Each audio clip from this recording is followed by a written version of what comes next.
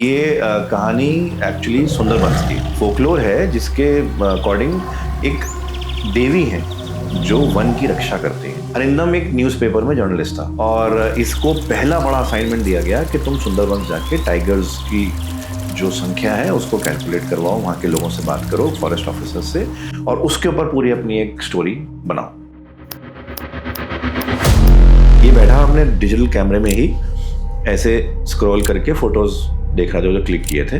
उसमें से फोटो ऐसे थे जिसमें इसको कुछ नजर आया। इसने अपने आप को सपने में सुंदरबन के बीच में खड़ा हुआ देखा और इसको वही साया नजर आया और थोड़ी देर बाद इसके पैर में कोई चीज लिपटी और साया की तरफ खींचती चली गई। इसने ढंग से देखने के लिए ऐसे किया तो वो साया भी इसके साथ ऐसे मूव हुआ, फिर इसने ऐसे किया तो साया भी उसके साथ मूव हुआ। काफी अंधेरा हो गया था और मूनलाइट हल्की हल्की मूनलाइट आ रही थी।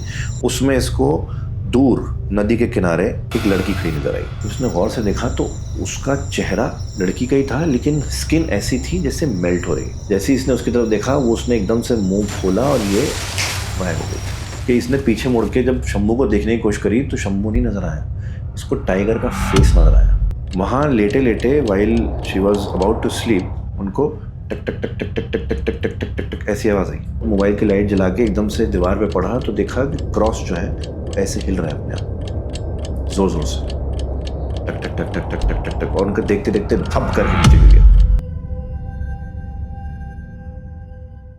बहुत ज़्यादा पब्लिक डिमांड के बाद आज हम फिर से लाए हैं अहमद फराज जी को, सो दैट वो अपनी और स्टोरी सुना के हमें डरा सके। और आज रात को सोते हुए आई एम श्योर कि आपके मन से इनकी ये स्टोरीज बिल्कुल नहीं जाएंगी। थैंक यू सो मच आप यहाँ पे आए। मैं तो लास्ट पॉडकास्ट में आप इतनी बढ़िया बढ़िया स्टोरी सुना के गए थे। आई वॉज वेटिंग कि हम कब दोबारा से पॉडकास्ट करें। आई एम सो ग्लैड कि आज हम कर पा रहे हैं वो पॉडकास्ट। ज़्यादा देर ना करते हुए आप मेरे को इतना ऑफ कैमरा आप मुझे इतनी ज़्यादा इंटरेस्टिंग स्टोरी सुना रहे थे, तो आप मेरे को स्टोरी ही सुनाओ सबसे पहले, वो कि ऑडियंस को भी पता चले। So thank you Muskan again बुलाने के लिए। आई थिंक आपकी ऑडियंस ने मेरे यूट्यूब चैनल पे भी थोड़ा सा अपना लव शावर किया है, and thank you to the audience also. कुछ लोग तो एक्चुअली कमेंट कर रहे हैं कि हमने आपका पॉडकास्ट मुस्कान के यूट्यूब चैनल पे देखा था, देखकर हम आपके यूट्यूब चैनल पे आए। देखो, कहानियां तो आजकल बहुत आ रही हैं, अब क्योंकि अब थोड़ा यूट्यूब पे ट्रैफिक बढ़ रहा है, लोग आके सुन रहे हैं, तो बहुत सारे लोग अपनी कहानियां भेजते हैं और उनमें से कुछ ऐसी शॉर्टलिस्ट हमें करनी पड़ती हैं जो मतलब ऐसा होता है ना कि आप स्टोरी के पर्सपेक्टिव से सुना सकें और लोगों को सुनने में अच्छा लगे और उसमें एक डेप्थ हो स्टोरी में। तो वो सब चीज़ें मद्देनजर रख के हम कुछ स्टोरीज सुनते हैं। लेकिन कुछ स्टोरीज ऐसी होती हैं जिनको पढ़ते ही एकदम से ना ये होता है कि इसको मिस नहीं कर सकते, राइट? तो वो मैं उनमें से कुछ दो स्टोरी आपको मैं आज मैं सुनाऊंगा। पहली हम एक फोकलोर ले लेते हैं। ये कहानी एक्चुअली सुंदरबंस की। ओके। सुंदरबंस हमारे ईस्टर्न इंडिया में, वेस्ट बंगाल, कोलकाता के साइड हुगली रिवर के उसमें जो सुंदरबंस है, जंगल है, उसको सुंदरबंस बोलते हैं। और बहुत घना जंगल है, उसमें मैंग्रोव्स ट्री हैं जो बहुत बड़े नहीं होते लेकिन बहुत घना वो जंगल होता है। तो वहाँ पर एक वहाँ के लोकल लोगों के पर्सपेक्टिव से एक फोकलोर है जिसके अकॉर्डिंग एक देवी हैं जो वन की रक्षा करती हैं और उनका नाम है बोन बीबी या बोन देवी उनको बोलते हैं। बोन मतलब बंगाली में जब आप वन को प्रोनाउंस करते हैं तो बोन हो जाता है, तो बोन देवी या बोन बेबी के नाम से वो बीबी के नाम से मशहूर हैं। और उनका basically literal translation of this word is one की लड़की, बोन देवी या वन की देवी जो वन की रक्षा करती हैं। और वहाँ के लोग, बहुत मान्यता है इनकी कि वहाँ के जंगल में आप जो लोकल ट्राइब्स कहीं भी कुछ भी काम करने जाते हैं, पहले इनके मंदिर में माथा टेकते हैं, चढ़ावा चढ़ाते हैं, उसके बाद अपना काम करते हैं। तो ये कहानी एक्चुअली कैलकाटा के एक जर्नलिस्ट की है। अच्छा। 2006 में सेव द टाइगर कैंपेन आया था, जब टाइगर्स की संख्या जो है बहुत कम हो गई थी, 1500 से भी कम हो गई थी, तब सेव द टाइगर कैंपेन चलाया गया था टू मेक पीपल अवेयर कि भाई टाइगर्स को सेव करना चाहिए, पोचर्स नहीं होने चाहिए एंड ऑल दैट। बट ये कहानी उससे 2 साल पहले की है, जब ये कैंपेन मीडिया पर्सपेक्टिव से एक तूल पकड़ रहा था। तो हर मीडिया हाउस इसके ऊपर बात करना चाहता था, हर मीडिया हाउस ये चाहता था कि हम इसके ऊपर कुछ करें ताकि आगे जाके कैंपेन वो हो। तो अरिंदम एक न्यूज़पेपर में जर्नलिस्ट था और इसको पहला बड़ा असाइनमेंट दिया गया कि तुम सुंदरबंस जाके टाइगर्स की जो संख्या है उसको कैलकुलेट करवाओ, वहाँ के लोगों से बात करो, फॉरेस्ट ऑफिसर से, और उसके ऊपर पूरी अपनी एक स्टोरी बनाओ सुंदरबंस के टाइगर्स के ऊपर। तो ये बड़ा एक्साइटेड था क्योंकि जब कोई बड़े न्यूज़पेपर में आपको सोलो असाइनमेंट मिलता है तो इसका मतलब आप लैडर राइज करने वाले हैं। तो ये बड़े एक्साइटमेंट होके वहाँ के फॉरेस्ट ऑफिसर को इन्फॉर्म किया गया। वहाँ का लोकल जो फॉरेस्ट ऑफिसर लॉज होता है, फॉरेस्ट लॉज, उसमें ठहरने का कराया गया ताकि वो जंगल के अंदर रह के फोटोग्राफ्स ले सकें, कहानी लिख सके, वड़े। उस ज़माने में सुंदरबन पहुँचने के लिए थोड़ा स्ट्रगल था। मतलब ऐसा नहीं था कि आप एकदम से पहुँच गए। पहले आप वेस्ट बंगाल से ट्रेन लेंगे, वो कहीं और उतारेगी, फिर आप बस लेंगे, फिर आप हुगली में फेरी लेंगे, फेरी भी 3-3 फेरी बदल के आपको सुंदरबन पहुँचना होता था।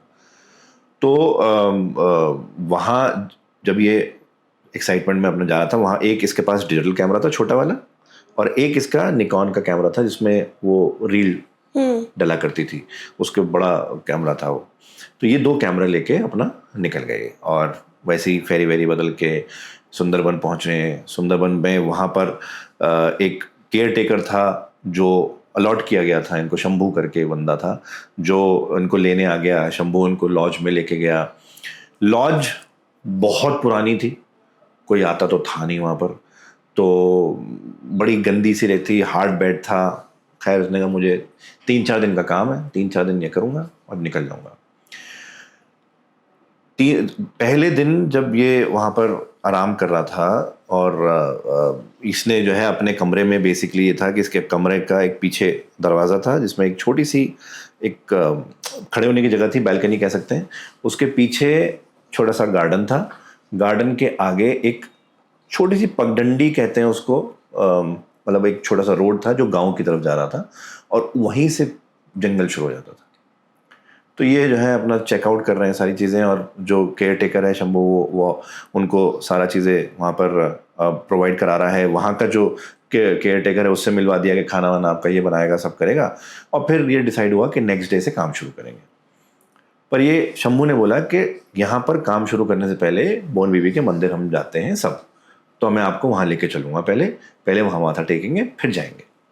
अब ये रिलीजियस आदमी था नहीं, इसको मंदिर जाने का शौक नहीं था। ये इसको लगता था मॉडर्न होने लगे थे तो, बट मान्यता को आप वो नहीं कर सकते और उसके साथ रहना है।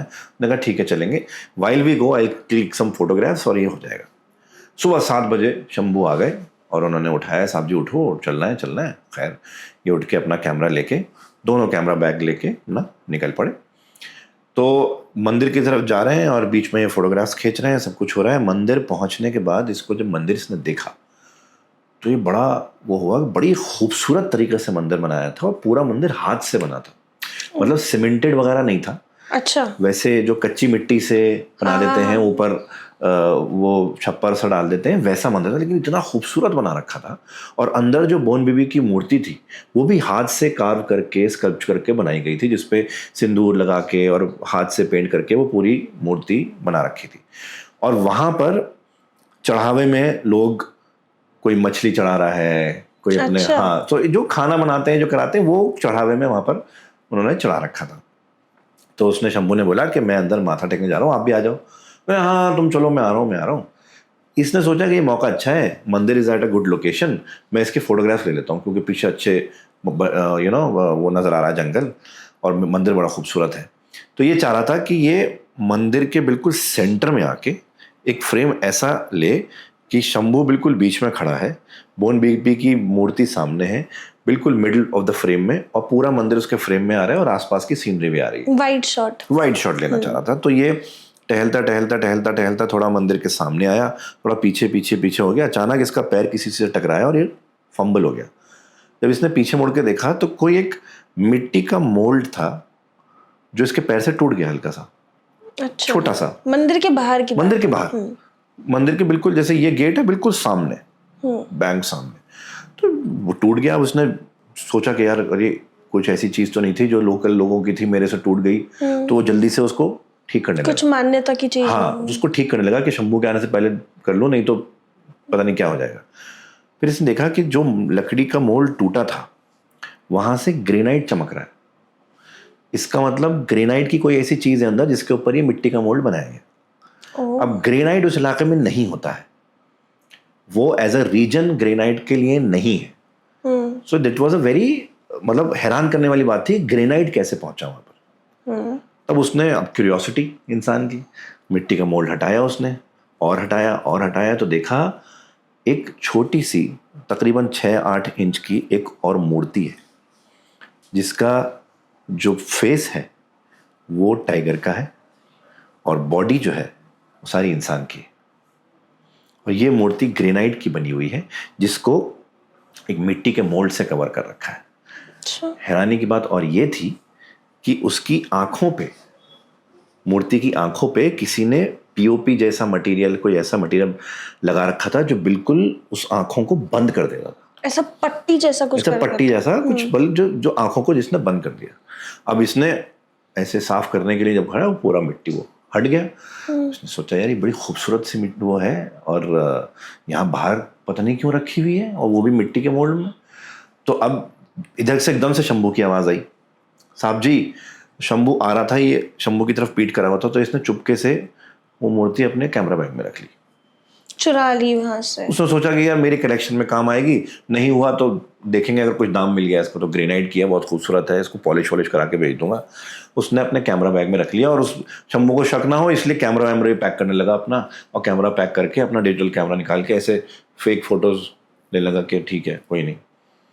खैर ये वहाँ से निकले, अपना काम वाम करा, और फिर ये पहुँचे एक क्रीक में, जंगल की क्रीक है, वहाँ पहुँचे। वहाँ ये फोटो ले रहा है कि अचानक इसको आवाज़ आई बहुत ज़ोर से। वो थी जैसे कोई नाखून पेड़ पे ऐसे स्क्रैच करते स्क्रैच हुए कर जा रहा। रहा है। वो बहुत ज़ोर से आई। ये इधर देखा, इधर से आई, फिर इधर से आई, फिर इधर देखा, चारों तरफ से, क्योंकि जंगल में आवाज़ गूंजती भी है अगर बहुत घना जंगल है, तो इसको समझ नहीं आ रहा था कि आवाज़ आ कहाँ से रही है। तो रात होने लगी थी, तो शंभू ने बोला साहब जी अब अंधेरा होने वाला है, हमें चलना चाहिए। अब इसके समझ में नहीं आया, तो इसने, अब आपको शायद याद होगा जब पहले डिजिटल कैमरा आते थे, वो एक साथ मैक्सिमम 2 फोटो खींच पाते थे एक बर्स्ट में, ठीक है। तो इसने इधर इधर इधर इधर इधर ऐसे करके 2-2-2-2 के उसमें बर्स्ट खींच लिए कि बाद में देखूंगा कहीं से तो कुछ समझ में आएगा, और फिर ही निकल गया। फिर अपने लॉज में पहुंचा। लॉज में इलेक्ट्रिसिटी का इतना कुछ वो था नहीं, कभी आती थी कभी नहीं आती थी, 2006-04 की बात है। तो ये बैठा अपने डिजिटल कैमरे में ही ऐसे स्क्रॉल करके फोटोज़ देख रहा था जो क्लिक किए थे। उसमें से 2 बर्स्ट के फोटो ऐसे थे जिसमें इसको कुछ नज़र आया। इसने वो, क्योंकि डिजिटल कैमरा में की वाली छोटी स्क्रीन टच स्क्रीन हुआ करती थी नहीं तो आप उसको जूम कर सकते थे, plus plus plus plus plus करके ऐसे होता था। तो इसने थोड़ा जूम करा प्लस प्लस करके, तो देखा कि जहाँ ये क्रीक पे खड़ा था उसके सामने एक छोटा सा वाटरफॉल था। वाटरफॉल के पीछे कुछ पेड़ थे और एक छोटा सा हिल टाइप का कुछ था।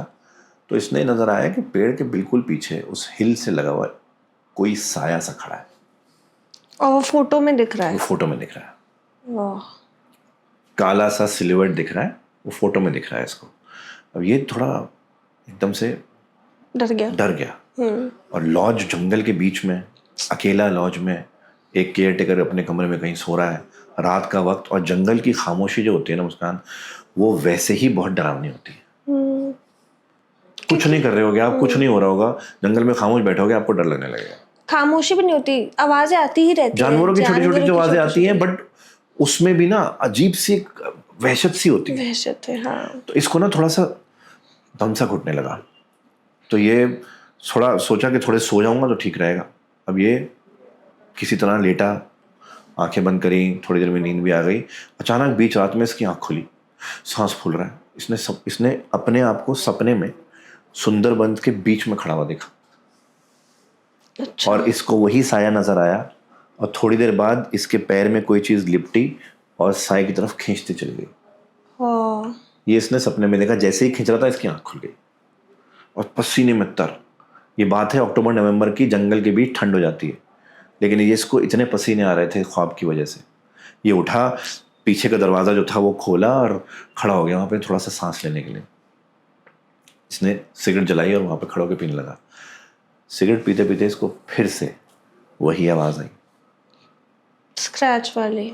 वही आवाज़ आ रही स्क्रैच की। और ये अब बहुत बहुत ज़्यादा डर गया है। डरते डरते जब इसकी सामने नज़र पड़ी तो वो जो छोटा सा रास्ता था इसके पीछे जंगल शुरू होता था, फिर से वही साया उसको पेड़ के पास खड़ा नजर आया। और अब दूसरी जगह पे वहाँ नहीं, अब वो उसके बिल्कुल सामने है उसके। इसने ढंग से देखने के लिए ऐसे किया तो वो साया भी इसके साथ ऐसे मूव हुआ, फिर इसने ऐसे किया तो वो साया भी उसके साथ मूव हुआ। ओह, इतना डर गया कि सिगरेट वहाँ फेंक के अंदर गया, दरवाजा तो उसने बंद करा, बेड पे लेटा और चादर ऐसे ओढ़ ली। उसको लगा कि हो गया, इसमें कुछ कर नहीं सकता मैं। अब ये क्योंकि शहर से आया है, इसको ना इन सब चीज़ों में लॉजिक नहीं समझ में आ रहा था, क्योंकि शहरी मतलब हम जो थोड़ा सा we are away from these things, तो हम लोग ये सोचते हैं, पहला दिमाग हमारा जाके यार हाउ इज दैट पॉसिबल, वहम है। हाँ, उसको लगा मुझे ना कहानियाँ इतनी सुना दी गई हैं जंगल की, और इतना वैसा एरिया है और मैं अकेला हूँ और मेरे दिमाग में कंटिन्यूसली चीज़ चल रही है, that is why may be मैं हेलुसिनेट कर रहा हूँ। कुछ नहीं है, हो जाएगा ठीक, मेरा काम बहुत इंपॉर्टेंट है, मुझे सबमिट करना है। खैर नेक्स्ट डे ये डिसाइड हुआ था कि ये लोग थोड़ा शाम में निकलेंगे, क्योंकि इसको मूनलाइट के जो हल्की सी मूनलाइट आई थी उसके फोटोज लेने थे। फुल मून नहीं था बट मूनलाइट, फुल मून से पहले भी थोड़ा सा वो होता है, तो थोड़ा सा उस तरह के फोटोज लेने थे इसको। तो उसने बोला थोड़ा शाम में निकलेंगे, तो इसने शंभू को थोड़ा लेट बुलाया कि आराम से आना। शंभू हो गया थोड़ा लेट, जिस टाइम आना था 7 बजे के आसपास आना था वो थोड़ा लेट हो गया, 6 बजे के इनफैक्ट। अंधेरा होने से पहले ये निकल गया कि मैं हुगली रिवर पे जा रहा हूँ। वो वहाँ के केयरटेकर को बोल के, शंभू आए तो बोलना मैं नदी किनारे जा रहा हूँ। ठीक है कोई बात नहीं। ये अपना वहाँ निकल गया, नदी किनारे चल रहे हैं। उसने सोचा कि नदी पे कुछ जानवर आएंगे तो उनके फ़ोटो खींच लूँगा, बिकॉज पीने पाने तो आते ही हैं पानी एंड ऑल दैट। ये नदी किनारे चल रहा है तो अचानक इसको जब थोड़ा नहीं काफ़ी अंधेरा हो गया था और मूनलाइट हल्की हल्की मूनलाइट आ रही थी, उसमें इसको दूर नदी के किनारे एक लड़की खड़ी नजर आई, साफ साफ। तो इसने कैमरा ऐसे किया, जूम किया और व्यू फाइंडर में चेक करने लगा कि जूम करके चेक करूं क्या है। चेक करने लगा तो इसको साफ नजर आ गया कि ये लड़की ही है। कैमरा में भी दिखाई दे रहा है? कैमरा में दिख रही है, फोटो नहीं खींचा उसने व्यू फाइंडर में देखा, कैमरा में दिख रही है लड़की है। पर खास बात यह है कि लड़की के कपड़े कुछ अजीब से हैं, उसकी बॉडी से चिपके हुए हैं। अच्छा। तो गौर से देखा तो ये कपड़े गीले हैं, सारे कपड़े गीले हैं। और ये बड़ी हैरान करने वाली बात थी। जब थोड़ा और पास गया, हल्के हल्के देखे कौन है, क्योंकि गांव की लड़कियों को इस टाइम निकलना अलाउड नहीं होता है और निकलते भी नहीं है। तो पानी के किनारे भीगी हुई कोई लड़की यहाँ पे क्या कर रही है। जब उसने गौर से देखा तो उसका चेहरा लड़की का ही था, लेकिन स्किन ऐसी थी जैसे मेल्ट हो रही है। अच्छा। जैसे मेल्ट हो रही है, बहुत डरावना सा अजीब सा चेहरा था। जैसे ही इसने उसकी तरफ देखा वो उसने एकदम से मुंह खोला और ये गायब हो गई। ये वहां खड़ा हुआ फ्रीज हो गया, बिल्कुल फ्रीज। इसके हाथ में कैमरा था, वो भी छूटने वाला था, ये बिल्कुल फ्रीज। इसको नहीं समझ में आया कि हाउ इज दैट पॉसिबल। पीछे से आवाज आई, साहब जी, साहब इधर।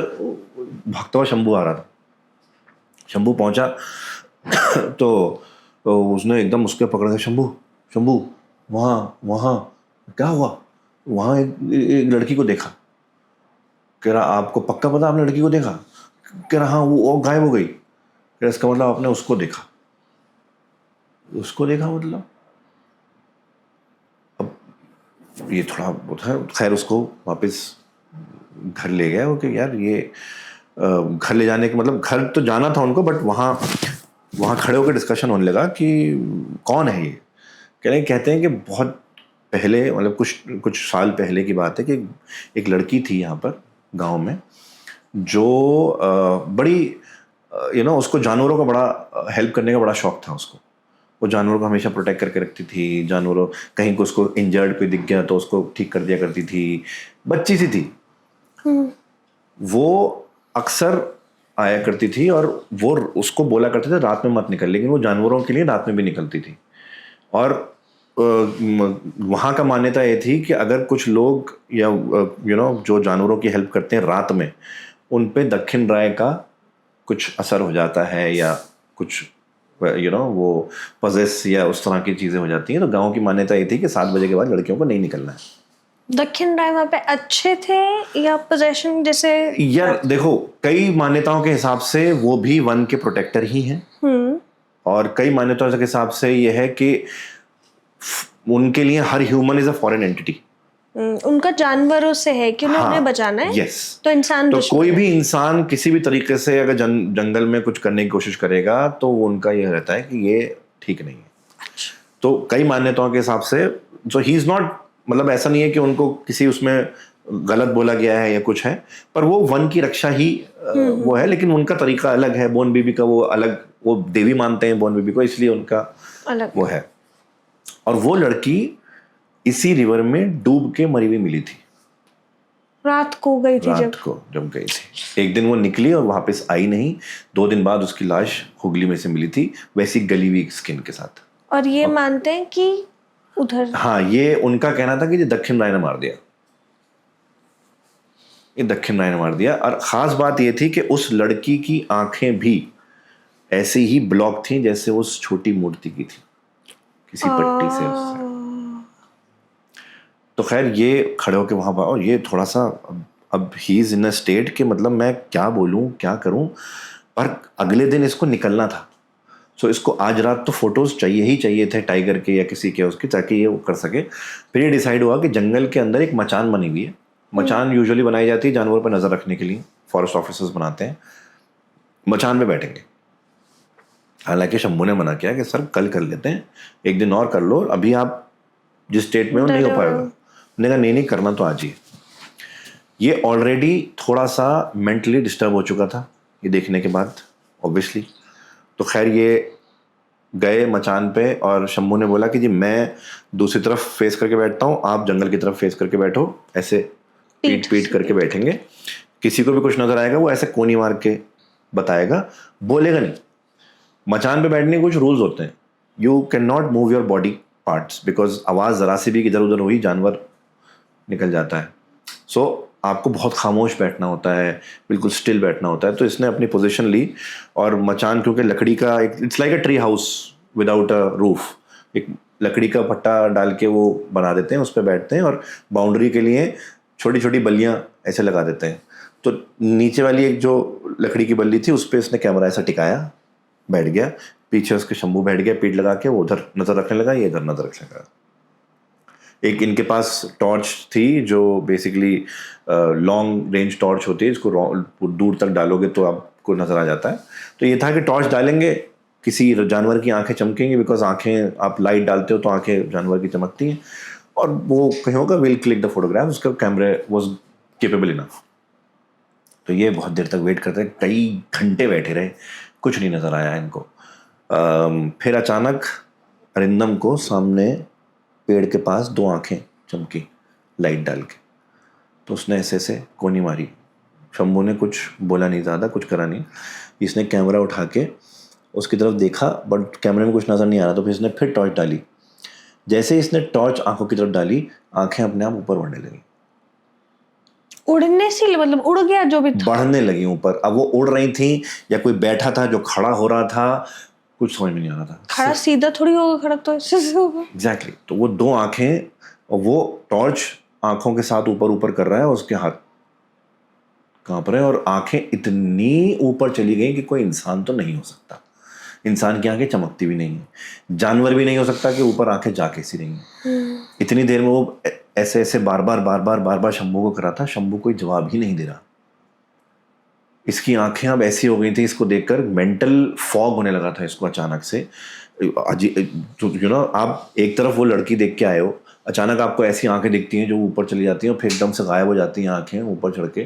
तो ये इतना माइंड फॉगी सा हो गया कि इसने पीछे मुड़ के जब शंभू को देखने की कोशिश करी तो शंभू नहीं नजर आया, इसको टाइगर का फेस नजर आया, जो उसके मुंह के बिल्कुल पास, इतना पास था, और उसकी आंखें बहुत ज्यादा चमक रही थी, वैसे ही जैसी आंखें वहां चमक रही थी। भाई साहब, ये बहुत जोर से चीखा और बेहोश हो गया वहीं पे। थोड़ी देर बाद इसकी हल्की सी आंखें खुली तो शंभू बगल में बैठा हुआ था। अरे साहब क्या हो गया, क्या हो गया, क्या हो गया?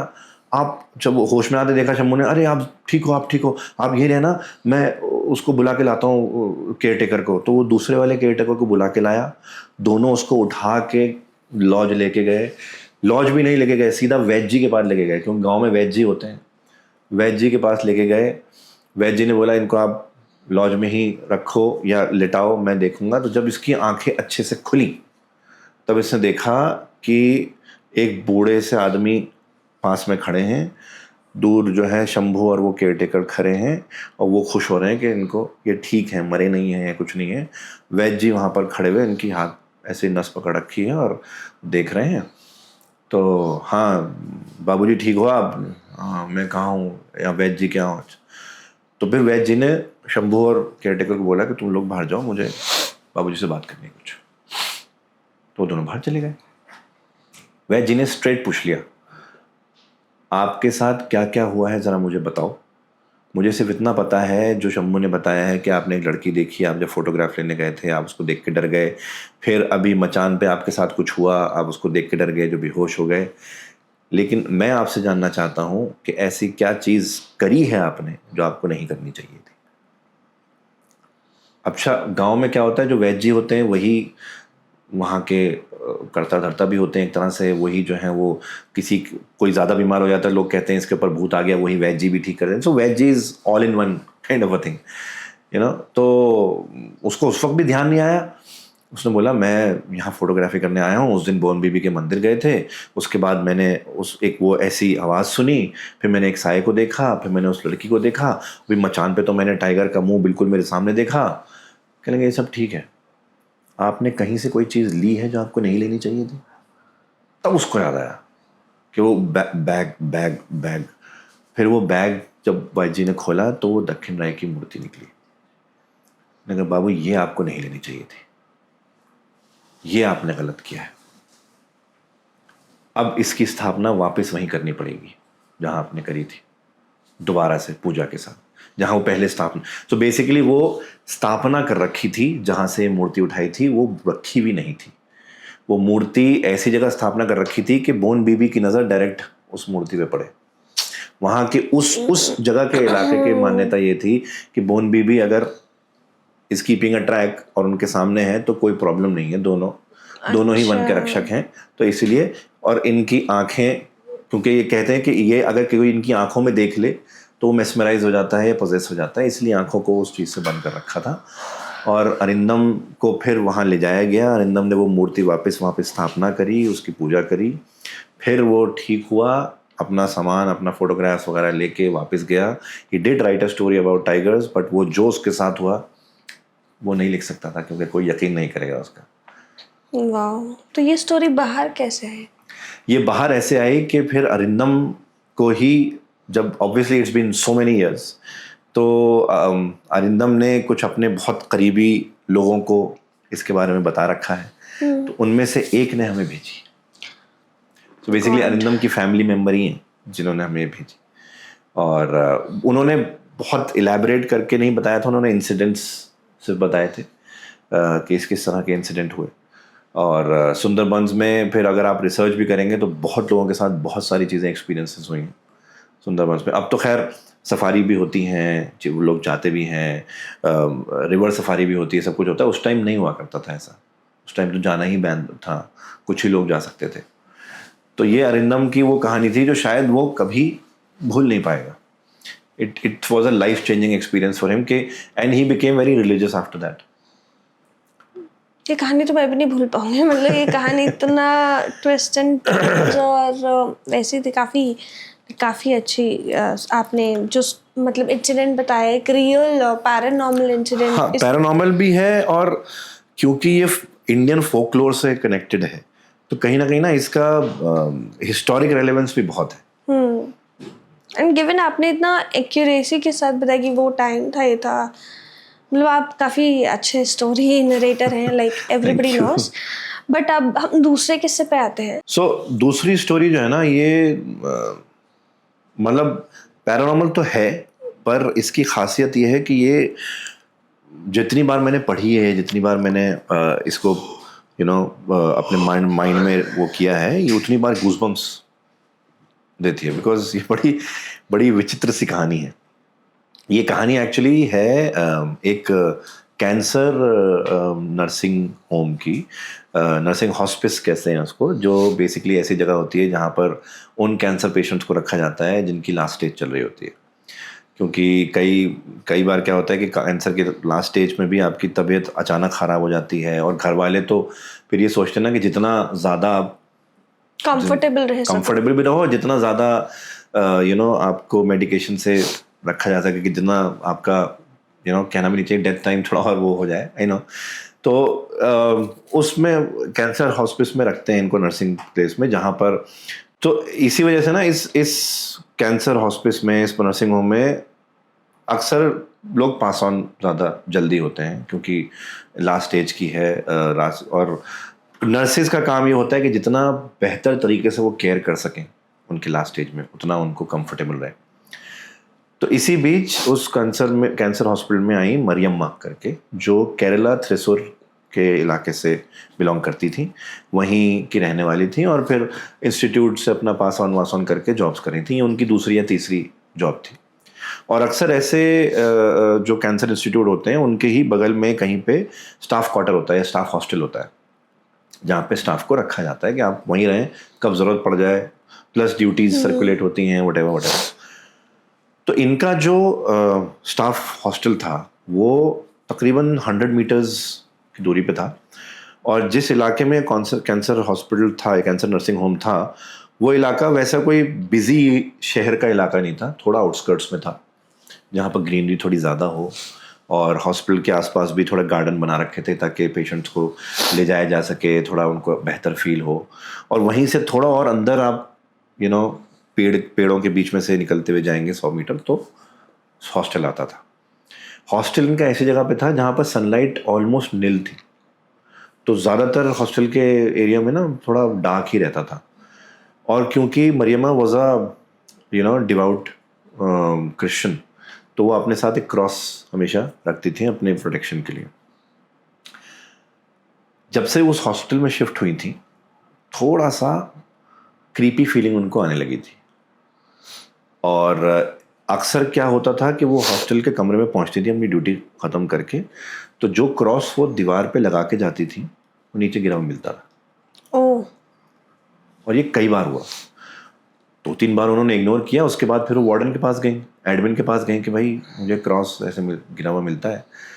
तो उन्होंने बोला कि यहाँ ये दीवारें पुरानी हैं, आप इसको ठोको मत, या तो पेस्ट कर लो या अपने पास रख लो कहीं पे। तो उन्होंने फिर से, जो कील लगी हुई थी ऑलरेडी, उन्होंने सोचा क्या मैं इसको पेस्ट करूँ, उसी पे लगा दिया, पीछे एक डबल साइड टेप लगा के भी उसको थोड़ा पक्का कर दिया। एक दिन रात में अपनी ड्यूटी ख़त्म करके वो आई, क्रॉस नीचे गिरा हुआ था, उन्होंने फिर से ऊपर टांगा, उसको चिपकाया और लेट गए अपने उसमें बेड पे। वहाँ लेटे लेटे while she was about to sleep, उनको टक टक टक टक टक टक टक टक टक टक टक टक ऐसी आवाज़ आई। उनको ऐसा लगा जैसे चूहा या कोई पेस्ट आ गया है जो किसी लकड़ी की चीज़ पे या तो दांत मार रहा है या हाथ मार रहा है, वैसा लगा। तो उन्होंने बहुत ढूंढा, इधर उधर कुछ नज़र नहीं आया। मोबाइल की लाइट जलाई, कट कट कट कट की आवाज़ आ रही है। जो मोबाइल की लाइट जला के एकदम से दीवार पे पड़ा तो देखा कि क्रॉस जो है वो ऐसे हिल रहा है अपने आप, ज़ोर ज़ोर से, टक टक टक टक टक टक टक टक, और उनको देखते देखते धप करके नीचे गिर गया एकदम से। जबकि ऐसा पॉसिबल नहीं था, बिकॉज क्रॉस के पीछे डबल साइड लगा हुआ था, वो उसके कील पे टंगा हुआ था, कील के साथ नीचे गिर गया वो एकदम से डर गई। तो उन्होंने उस वक्त किसी तरह हिम्मत करके क्रॉस उठाया, अपने उस पर लगाया और सो गई। नेक्स्ट डे फिर वो कंप्लेंट करने गई, लेकिन फिर वो ये कि आप वहाँ मत लगाओ, अपने पास लेके सो एंड ऑल दैट। खैर ये उन्होंने फिर अब क्रॉस अपने साथ लेके सोने लगी, तो उनको थोड़ा सेफ फील होने लगा, ना ठीक है। इधर उनकी ड्यूटी अक्सर जो है ऐसी जगह पर पड़ती है जहाँ पर ऑब्वियसली पेशेंट्स को जब वो केयर करते हैं तो उनका एक प्रोटोकॉल होता है कि किसी पेशेंट को किसी चीज़ की ज़रूरत है या कुछ है तो आप फ़ौरन अलार्म बजेगा, और अगर किसी पेशेंट पास ऑन हो गए तो एक प्रोटोकॉल होता है एंड ऑल दैट। तो इसी बीच एक लेडी आई जो तकरीबन 40-45 ईयर्स की थी। उनका कैंसर बहुत ज़्यादा स्प्रेड हो चुका था। उनका जो बेड था वो बेसिकली इस पूरे हॉस्पिटल में कुल मिला के 2 या 3 कमरे ऐसे थे जो सिंगल बेड के थे, कुछ 4-5 ऐसे थे जो डबल बेड के थे, और बाकी डॉर्मेट्री थी, जिसमें जो डॉर्मेट्री टाइप वो वार्ड होता है ना, मल्टीपल बेड वाला, उस तरह का सा था, बहुत बड़ा नहीं था। तो वो जिस कमरे में थी जो नई लेडी आई, वो डबल बेड था, एक पेशेंट इधर एक पेशेंट इधर। तो उनका जो बेड था वो खिड़की के पास था। खिड़की ऐसी थी कि वो ग्लास बहुत बड़ा लगा हुआ था, और उधर से जो गार्डन था कैंसर हॉस्पिटल का वो दिखता था।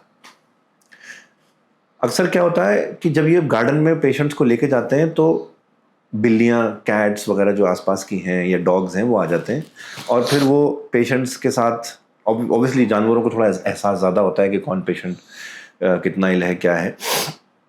तो कभी कभी कैट्स के साथ खेलते हैं वो लोग, कभी डॉग्स के साथ खेलते हैं, तो एक वो हो जाता है। तो अक्सर कैट्स आया करती थी।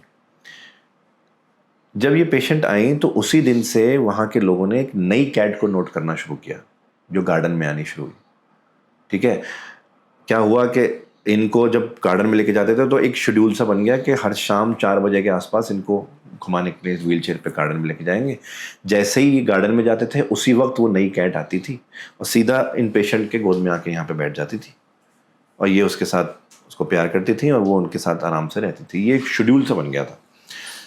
एक दिन इनकी तबीयत ज़्यादा ख़राब हो गई तो इनको गार्डन नहीं लेके जाया गया, ये बेड पे ही थी अपने। देखा कि कैट अपने टाइम पे आके वहाँ बैठी हुई है और उसी खिड़की से इनको देख रही, पेशेंट को, जो गार्डन में वो ग्लास लगा हुआ था। तो मरियमा जब वहाँ पहुँची और उसने देखा कि कैट जो है उनको देख रही, तो उनको भी थोड़ा वो लगा कि यार, मतलब देखो कैसी नाइस लॉयल कैट है कि वो देख रही। खैर उनको इंजेक्शन वगैरह जो देना था वो दिया गया। कैट अपनी जगह से नहीं हिली। वहाँ के जैनिटर्स भी गए उसको हटाने के लिए कि ऑलमोस्ट अंधेरा हो गया, वो नहीं हटी। कोई भी जाता खस करके हिस करके उसकी तरफ बढ़ती, ऐसे दिखा देती, मतलब she did not want to leave that place बिल्कुल भी। फिर खैर ये आएगा कि ठीक है अपने आप चली जाएगी। मरियमा अपने स्टेशन पे आ गई। फिर उनको राउंड लेने थे, हर पेशेंट का हर वार्ड में राउंड लेने होते हैं रात को एक टाइम। तो अपना राउंड ले रही थी, इस पेशेंट। जब वो उस कमरे में पहुंची जहाँ वो नई पेशेंट आई थी, तो वाइल चेकिंग उनकी नज़र बाहर पड़ी। बहुत ज़्यादा लाइट्स ये लोग जला के नहीं रखते थे बिकॉज पेशेंट्स सो रहे होते हैं। बाहर की हल्की सी दूर की लाइट जली हुई थी, उसमें इनको नज़र आया कि गार्डन में कोई खड़ा है। कोई इंसान? हाँ, कोई इंसान खड़ा है, उसका सिलुएट सा नजर आया। ये इस वक्त बाहर कौन है? उसको देख ही रही थी कि अचानक मशीन में बीप हुई। तो फौरन उधर की साइड गई, चेक किया तो उनकी हालत ज़्यादा ख़राब हो रही थी। उन्होंने लाइट जलाई। जैसे ही लाइट जलाई तब देखा कि जहाँ उनको आदमी दिख रहा था या वो इंसान दिख रहा था, वहाँ बिल्ली बैठी थी, वही वाली बिल्ली। और प्रोटोकॉल के हिसाब से डॉक्टर को बुलाना था। डॉक्टर आए। जब तक डॉक्टर आए और देख रहे थे, सब कुछ कर रहे थे, she passed on the patient और उस पर स्ट्रेट लाइन आ गई। बट मरियमा का कहना यह था कि उस वक्त पेशेंट के फेस पे जो सुकून था वो उससे पहले उन्होंने कभी नहीं देखा। शायद कैंसर पेशेंट इतनी तकलीफ में होते हैं कि जब वो पास ऑन हो जाते हैं तो उनको आई डोंट नो। बट बिल्ली जो है, जैसे ही शी पास्ड ऑन, बिल्ली उठी, अपनी जगह से मुड़ी और चल दी। जाते जाते उसने पीछे मुड़ के देखा पेशेंट की तरफ और चली गई। अब उनका मानना यह था कि शायद वो लेने आई थी। She was not a cat, maybe, I don't know. एक इंसिडेंट तो ये उनके साथ वहाँ पे हुआ। और इसी वजह से ना, क्योंकि वो कैंसर हॉस्पिटल था, क्योंकि वहाँ पर लोग अक्सर अपनी लास्ट स्टेज में आते थे, तो वहाँ एट्रिशन रेट बहुत था। लोग छोड़ के चले जाते थे 2-2, 3-3 महीने में। तो एक तो केस ही हुआ। दूसरा केस जो उनके साथ हुआ उसके बाद तो उन्होंने भी जॉब छोड़ दी थी वहाँ से।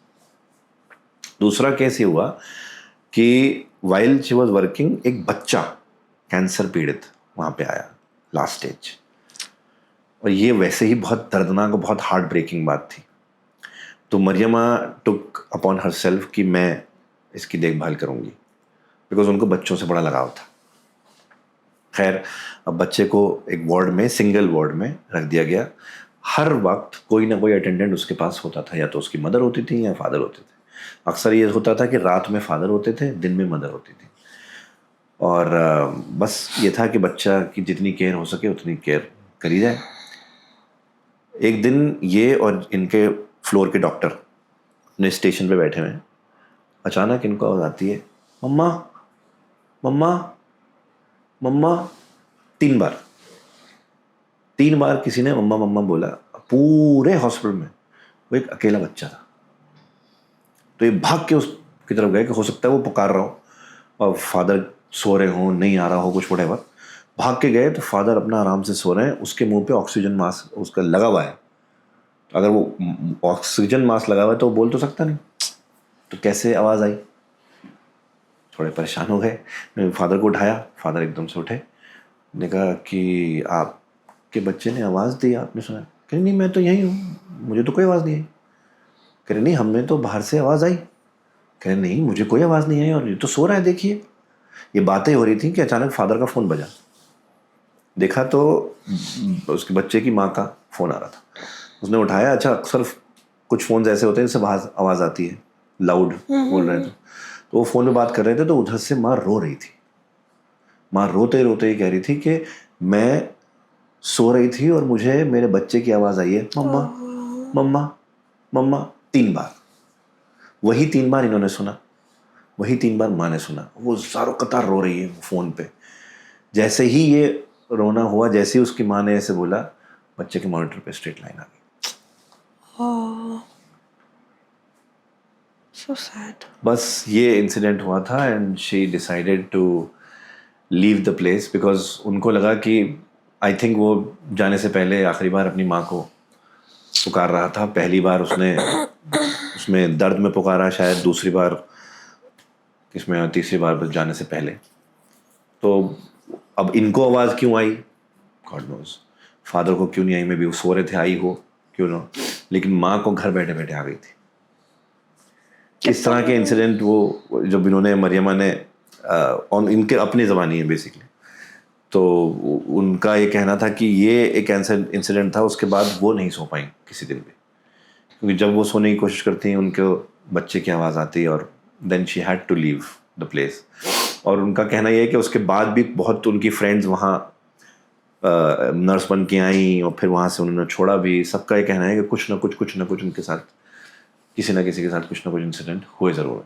ये तो होता ही है जब आप एक तो ऐसी मौत आपको मिले जो काफ़ी दर्दनाक हो, या कुछ ऐसा हो जो मतलब बहुत नेगेटिव चीज़ एनीवेज आपकी लाइफ में भी ला रही है, और आप जब जाते हो तो आई थिंक प्रेजेंस और एनर्जीज और कुछ चीज़ें रह जाती है, एंड स्पेशली हॉस्पिटल्स में भी होता है, और ऐसे हॉस्पिटल और जगह पे तो ऑफ कोर्स बहुत होगा। एब्सोल्युटली। अब क्योंकि वहाँ पर मौत अक्सर होती थी, वहाँ उसी के लिए आते थे शायद वो अपने लास्ट कुछ लम्हे बिताने।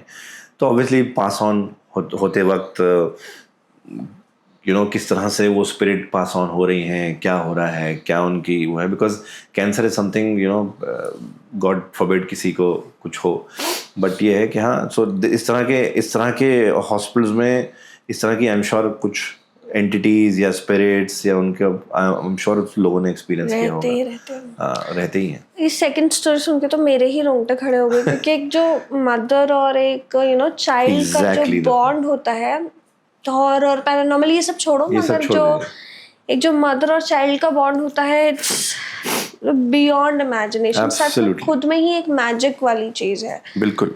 और इसीलिए पता है, ये वाली स्टोरी जब हमने पढ़ी तो मैं और मेरी वाइफ दोनों साथ में ये स्टोरी हम पढ़ रहे थे, और दोनों के ही आंखों में नमी थी, बिकॉज हम पेरेंट्स हैं और अपने बच्चों को देखकर ऐसी चीज़ अगर अनइमेजिनेबल कोई नहीं। सो जिस तरह से वो बताया कि उसकी मॉम वहाँ पे, आई एम श्योर, मतलब जब उसकी मॉम किस तरीके से रो रही होंगी, उनको वहाँ लेटे लेटे अपने बच्चे की आवाज़ आई और just before he passed on, वो एक बहुत बहुत रोंगटे खड़े करने वाली बात है।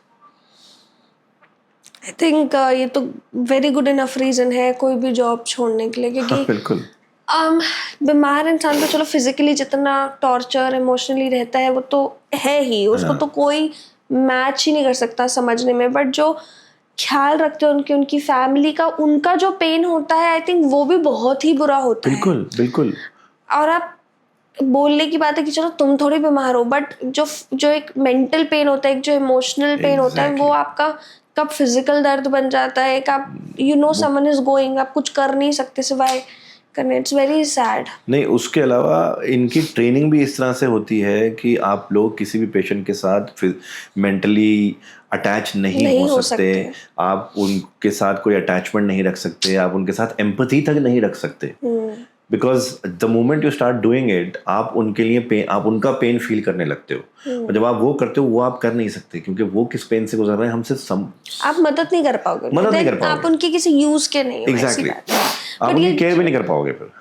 बट ये जो आपने कैट वाली बात बोली है ना, मैंने बहुत स्टोरीज में, रियल लाइफ इंसिडेंट्स में ये बात तो सुनी है, नोटिस करी है समवेयर, कि सब लोग कहते हैं कि जानवरों को देखो चीजें फील तो होती है और दिखती भी है, और हम समझ भी नहीं पाएंगे, और हम क्योंकि हम कम्युनिकेट नहीं कर सकते हैं, तो देयर इज नो वे कि हम उस चीज को अंडरस्टैंड कर पाए। बट ये वाली चीज काफी हॉस्पिटल में देखी गई है कि कुछ कैट्स या कुछ स्पेशली कैट्स ऐसी होती हैं जो ऐसे पेशेंट्स के पास जाती हैं जिनके कुछ ही लम्हे बचे होते हैं। कुछ लोग इसे ऐसे जस्टिफाई करते हैं कि उनको ना जैसे डॉग्स का जस्टिफिकेशन होता है, वैसे आई एम नॉट श्योर कि सही भी है साइंटिफिकली कि नहीं, कि उनको स्मेल से पता चल जाता है कि आपकी बॉडी में कुछ खराबी और आप जाने वाले हैं, या वो भी हो सकता है। देखिए, मैं बहुत एक छोटी सी बात बताता हूँ। इस्लामिक बिलीफ के हिसाब से जो जिसको हम मलिकुल मौत बोलते हैं, the angel who takes away the spirit, कभी कभी कहा जाता है कि वो भी कैट की शक्ल में आते हैं, और काफी जिन हैं जो कैट की शेप। तो कैट्स को हमेशा से एक वो दिया गया है, वो दिया गया कि भाई हाँ, आप कैट्स के एक सिक्स सेंस बोल लीजिए या एनिमल सेंस बोल लीजिए, कि वो उनको सेंस हो जाता है। इवन डॉग्स को भी मैंने भी यही सुना है कि उनको स्मेल से होता है। कैट्स को ऑरा से स्मेल होता है, ऑरा से समझ में आता है अपेरेंटली। डॉग्स को स्मेल से आता है। तो ये अब कितना ट्रू है क्या है, ऑब्वियसली तो साइंटिस्ट जाने वो, बट ये है, दिस इज वेरी ट्रू कि animals sense more than us. True. ऐसा भी तो कहते हैं जैसे जब रात को कुत्ते भौंकते हैं तो वो ऐसे ही नहीं करते, मोस्ट प्रोबेबली उन्हें कुछ दिखता है। एंड ऐसा भी बोलते हैं जैसे आप किसी सड़क पे, खाली सड़क पे, कुछ नहीं आगे, डॉग्स को किसी चीज को चेज करते हुए देख रहे हो, तो इट्स नॉट कि वो अकेले भाग रहे हो, वो किसी चीज को चेज ही कर रहे हैं। मतलब अगर आप भागते हुए भागते हुए देखते हो, तो इट्स नॉट कि वो बस ऐसे ही बाग कर रहे हैं और भागे जा रहे हैं, कि उनको कुछ दिख रहा है और या तो वो उससे भाग रहे हैं या उसकी तरफ भाग रहे हैं, ऐसा कुछ रहता है। ये भी है, बिल्कुल ठीक कह रहे हैं आप। जो रात को डॉग्स की हाउलिंग होती है या बार्किंग होती है, कहते हैं वो मतलब ऐसे रैंडम नहीं, खास तौर से हाउलिंग तो कहते हैं कि बिल्कुल रैंडम नहीं। अगर आप कुत्तों को हाउल करते हुए सुनो तो वो आइदर दे आर क्राइंग और they are giving signal to other dogs कि देयर इज समथिंग। मेरा ना जैसे बचपन में मैंने 2 पपीज रखने की कोशिश करी थी, ऑल्दो तब मैं बहुत छोटी थी और मम्मी पापा भी वर्किंग, तो तब नहीं रख पाए, हमने अपने रिलेटिव्स को दे दिए थे। बट जैसे अब मैं मूवीज देखती हूँ, उसमें कोई हॉरर मूवी है, कुछ ऐसा आता है, उसमें होता है ना कि आप उनके पेट को पता चल जाता है और पेट स्टेयर करे जा रहा है या डर रहा है। अब अगर मैं उस सिचुएशन में खुद को इमेजिन करती हूँ, गिवन मैं इतना हॉरर में हूँ और मेरे साथ भी इतने मेरे खुद के घर पे ऐसे गेस्ट आते हैं, कोई तांत्रिक है, कोई पैरानॉर्मल इन्वेस्टिगेटर, सबके अलग अलग ऑराज है, सब कुछ ली के आते हैं आपके यहाँ। मैं इमेजिन करती हूँ अगर आप मेरे पास एक डॉग होता और मैं सो रही हूँ एंड एट रैंडम वो खड़े होकर कुछ देखने लग जाता, चाहे वो कुछ भी नहीं देख रहा, तो मैं तो उस घर में नहीं रुकते। क्योंकि आप डॉग को तो नहीं छोड़ सकते, तो लगाव है, पर आप उस घर को तो छोड़ सकते हो। तो इट्स अच्छा है अभी मेरे पे मैंने डॉग या कैट रख रखा और आगे हमारे पास कैट्स हैं, 2 कैट्स हैं। सो वेरी राइटली सेड कि क्योंकि बहुत ज्यादा हॉरर हो जाता है, क्योंकि मैं स्टोरी टेलिंग करता हूँ, मेरी वाइफ लिखती हैं, तो ऑब्वियसली हमारे घर में हॉरर डिस्कशंस, हॉरर कहानियों का डिस्कशन या रीडिंग ऑफ द हॉरर बहुत ज्यादा होता है, राइट। तो एक ना हमने एक फैसला किया है कि वीक में एक दिन ऐसा होगा जिसमें हम ना तो हॉरर की बातें करेंगे, ना देखेंगे, ना कुछ करेंगे। उस दिन क्लेंस करेंगे अपने आप को, कोशिश करेंगे के लिए, लेकिन वो हो नहीं पाता, बट कोशिश करते हैं। हाँ, कैट्स हमारी अभी तक तो ऐसा कुछ किया नहीं उन्होंने, पर अगर कभी करेंगे, बट कभी करेंगे तो फिर ज्यादा ही क्लेंस करना पड़ जाएगा। ये भी है ना, जैसे चलो ये बात तो है, कुछ लोग क्या है बोलते एक्सपर्ट्स इन द फील्ड ये भी कहते हैं कि अगर आप सिर्फ एक हॉरर मूवी देख रहे हो ना, दैट मीन्स आप इनविटेशन दे रहे हो, क्योंकि आप उनकी बातें कर रहे हो, आप उनकी प्रेजेंस फील करना चाह रहे हो, या आप उनको देख रहे हो, उनकी स्टोरी जानना चाह रहे हो, तो इसका मतलब है कि आप उनमें बिलीव करते हो फर्स्ट, या करना चाहते हो, या प्रूफ चाहते हो। चलो मोस्टली लोग एंटरटेनमेंट के लिए देखते हैं, पर जो एकदम हॉरर फैन होते हैं या बहुत ज़्यादा रिसर्च करते हैं, तो इट मीन्स कि आप समहाउ आप नहीं दे रहे, पर उनको लगेगा कि आप उन्हें इन्वाइट कर रहे हो। गिवन ये फैक्ट, हम तो बिल्कुल ही बात भी कर रहे हैं, देख भी रहे हैं, लिख भी रहे हैं, पढ़ भी रहे हैं, लोगों को भी बुला रहे हैं। तो हमारे साथ तो इट्स आप तो फिर भी हफ्ते में एक दिन रखा है, मैं तो हर दिन ही सिर्फ सुबह ऐसा काम करती हूँ, रात को मेरा पूजा पाठ और क्लेंजिंग सब कुछ चालू हो जाता है। ये बिल्कुल होना चाहिए, और आई थिंक ये क्लेंज हमें भी अब रोज ही करना चाहिए, सबको करना चाहिए जो हॉरर से इनवाइट कर रहे हैं, नहीं कर रहे हैं मैं नहीं जानता, लेकिन ये जरूर है कि जब आप फ्रॉम साइंस पर्सपेक्टिव ऑल्सो, आप जब किसी चीज़ की बहुत ज़्यादा बातें करोगे, बहुत ज़्यादा डिस्कशन करोगे, बहुत ज़्यादा पढ़ोगे, सुनोगे, देखोगे, तो आपका माइंड भी उसी हिसाब से प्रोसेस करने लगता है। वो आपकी मेंटल हेल्थ के लिए भी अच्छा नहीं है। हाँ, तो बेहतर ये है कि हर रोज अपने आप को थोड़ा क्लेंस कर लो, थोड़ा पूजा पाठ कर लो, थोड़ा वर्शिप कर लो, थोड़ा अलग चीजों की बातें कर लो, I don't know, something of that sort जो आपको इस चीज से थोड़ा डिस्ट्रैक्ट कर दे और माइंड को ईज पे ले आए, वो जरूरी है। बट हमने इतनी अच्छी स्टोरीज की बात करी, एंड देन हमारा जो कम्युनिकेशन भी चल रहा है, it's very interesting, but sadly हम सबके पास एक टाइम स्लॉट दिया जाता है पॉडकास्ट एंड ऑल का। सो ये पॉडकास्ट इसी नोट पे हम एंड करते हैं। बट अगर आपको ये स्टोरीज पसंद आई तो अहमद जी के चैनल के लिंक्स डिस्क्रिप्शन में दिए गए हैं, आप जाके द डर डायरीज को फॉलो कर सकते हैं। वहाँ पे वो ऐसी ही काफ़ी इंटरेस्टिंग स्टोरीज को नरेट करते हैं, लोगों के इंसिडेंट्स के ऊपर स्टोरीज नरेट करते हैं, अपने खुद के भी किस्से लाते हैं, और बहुत चीज़ें आप उनके इंस्टाग्राम, यूट्यूब, हर जगह पे उन्हें फॉलो कर सकते हैं। और अगर आपको ये पॉडकास्ट पसंद आया और अगर आप मेरे चैनल पे भी अहमद जी को और देखना चाहते हैं तो कमेंट करें, फॉलो करें और बने रहिए नेक्स्ट पॉडकास्ट तक के लिए। Thank you so much. Thank you.